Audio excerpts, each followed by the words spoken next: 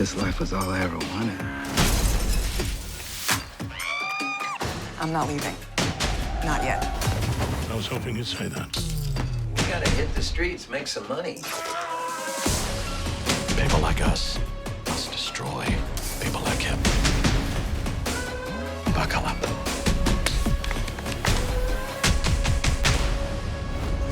Get Showtime free at Showtime.com.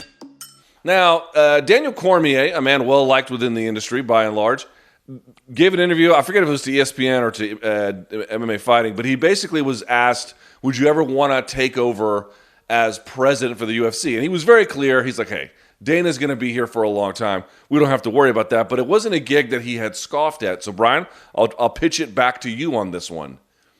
How good of a president of the Ultimate Fighting Championship would Daniel Cormier be?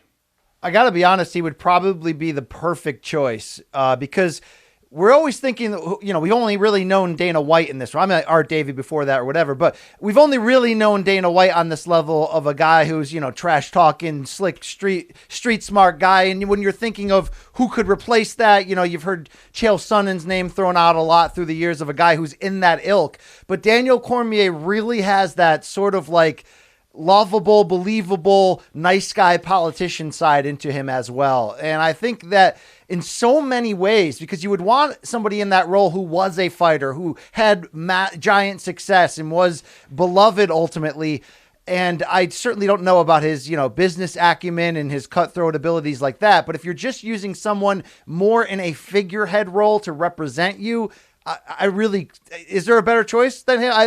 It's like he almost has that second career George Foreman lovability to him.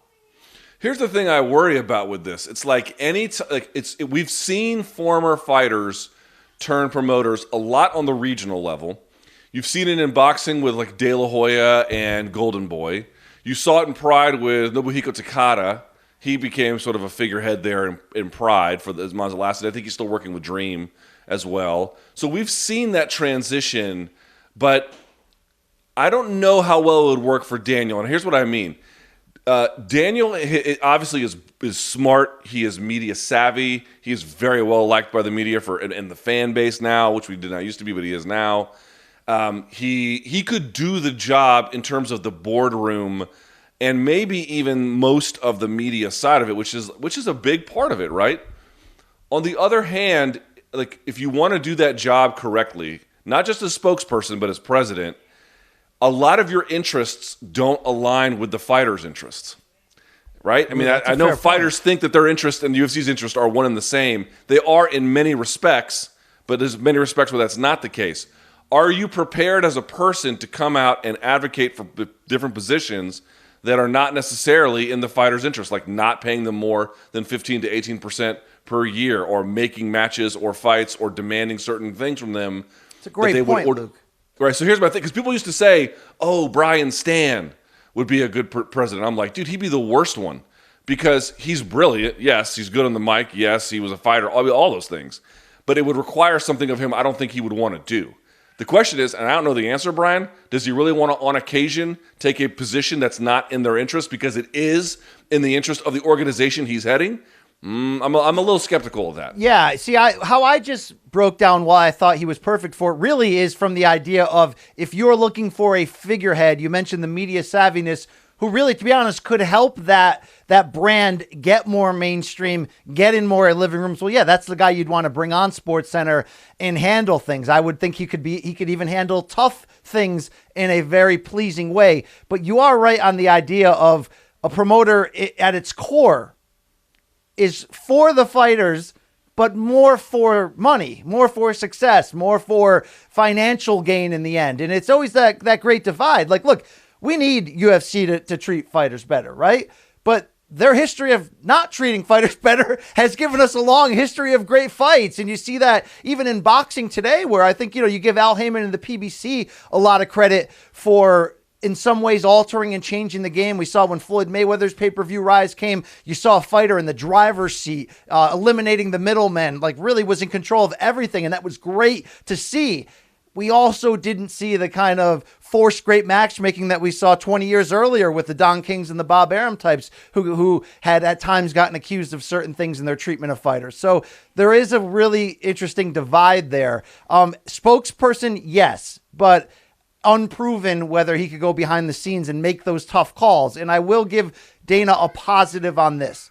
Dana's largely undefeated with fans, no matter what he does with his mouth controversially. And that's because he always delivers. And whether you love or hate what happened last week, Luke, and we already covered that in the opening segment, good Lord, was that positive for the fans. If you're just like, I don't care, I just want to see fights, that's your guy. Could DC be that guy? Would he want to be that guy? Would there be people behind the scenes that could fill that role when it eventually becomes time for Dana to step down? That's the sort of larger, deeper debate.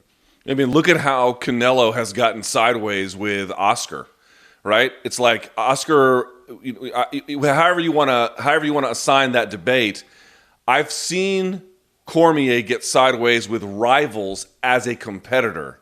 Does he mind? And again, I don't know the answer to this, but does he mind getting sideways with other fighters from a business standpoint as he represents an organization's interest? And there's nothing wrong necessarily with representing that organization's interest, but the idea that at every time they're going to be aligned all the way down is not true. The question you have to ask yourself is, what side do you want to be on? And that's a difficult choice, I think, for anybody. This life was all I ever wanted. I'm not leaving. Not yet. I was hoping you'd say that. We gotta hit the streets, make some money. People like us must destroy people like him. Buckle up.